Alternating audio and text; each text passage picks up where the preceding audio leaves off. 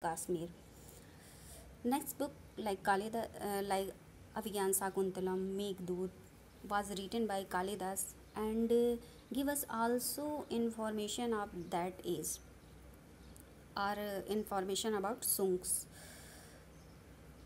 Next point, traveler's account.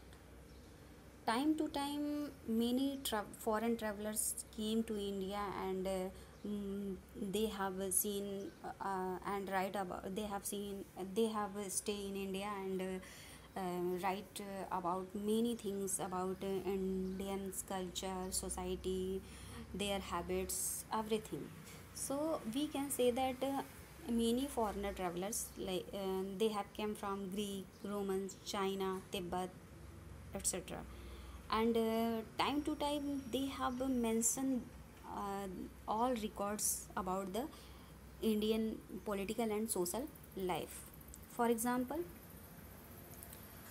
Herodotus, who is known as the father of history, he give us many information about Perso-Greek war and political connection of northwest India with Persia in the 5th century BC. Megasthenes, which have written a book that name is Indica, give us more valuable information about more administration and the society and also the geography and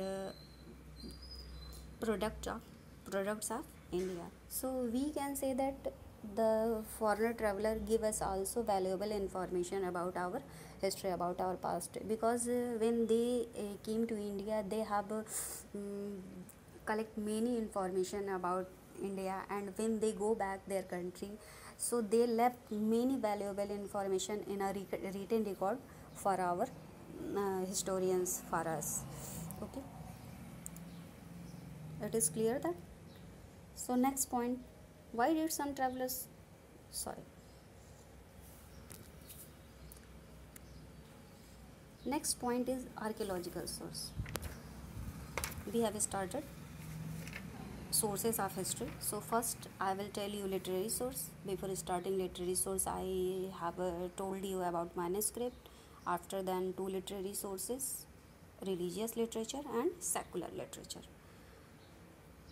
Next point is point number 2, archaeological source. Archaeological source is the second source of history.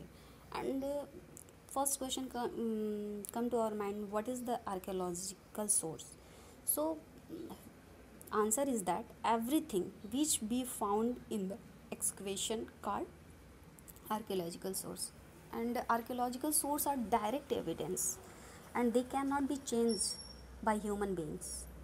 So this is the direct source, and any human cannot be changed in the archaeological source. Archaeological source are of the four types. First is monuments, second inscription, artifacts and coin. First point is monuments. Monuments means buildings which have a historical importance. So buildings of historical importance are called monuments, and buildings always tell us about the period in which they were built and which king have built them, and what they were used in the construction of building. So and buildings also tell us about the religions, social life, culture, etc., etc. So buildings informs us about the social life, religious beliefs, culture, and knowledge of science of the people at that period which the monuments were built. For example, temples, fort, forts, places, stupas, and monasteries are the most important source of monuments. Next point is inscriptions. Inscription is a written records which were mentioned on rocks, caves, walls, metal plates, walls of temples and palaces, and copper plates also. And manuscripts were mentioned by the court poet of king. So it is clear that anything which were mentioned on wall or we can say that anything which were written on the rocks, caves and metal plates were not wrote by the kings. Of course, that were written by their court poets. And when any court poet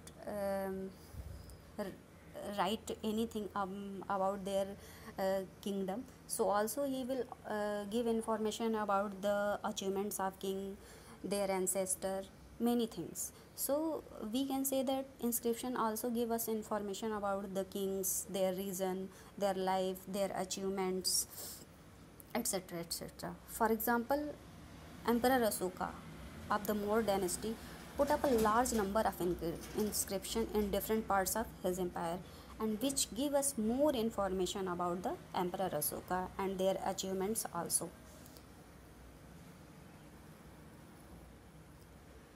Third point is